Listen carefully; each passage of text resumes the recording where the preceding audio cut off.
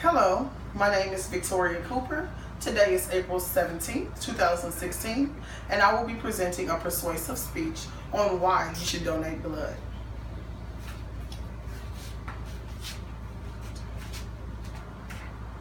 Today, I would like to educate each of you on the important difference you could make by donating blood.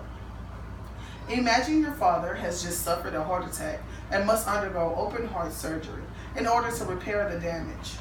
Or your little nephew or niece was born with a heart defect and required daily transfusions of blood in order to have a chance at survival. Those are not very nice images, are they? But these things happen, and unfortunately, you may have even experienced them already. Naturally, you'd hope and expect the hospital to have enough resources to facilitate their return to health or to prolong their lives. And you'd want to do everything in your power to help, but without the main vital resource, being blood, their chances of survival would be slim to none. But there is one way you can help, that is by donating blood.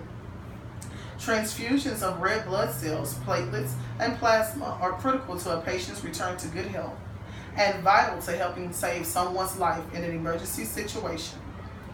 It is estimated that in the United States, every 3 seconds a patient needs blood. And according to bloodsource.org, today fewer than 4 of every 10 people in the U.S. are eligible to give blood, but fewer than 1 in 10 actually donate. Sometimes blood can be pre-donated by the patients themselves.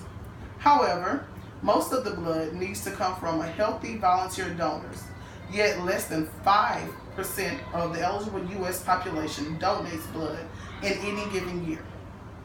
Healthy donors are the only source of blood, as blood can't be made or harvested, so there is no substitute.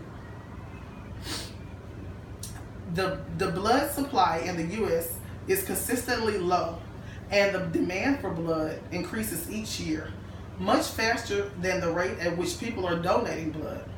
As a result, the supply of red blood cells, the most used blood component, barely serves the growing demand. To put this into context, currently more than 4 gallons of red blood cells are used in the U.S. every day, and that amount is steadily increasing.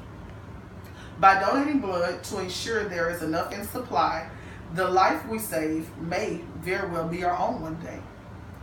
Brookhaven National Laboratory says just 1 pint of donated blood can help save as many as 3 people's lives. And according to newshealth.com, you'll even get a mini checkup before you give blood. You'll first have to complete a quick physical that measures your temperature, pulse, blood pressure, and hemoglobin levels, which is your sugar levels. After your blood is collected, it's sent off to a lab where we'll undergo 13 different tests for infectious diseases, like HIV and the West Nile virus.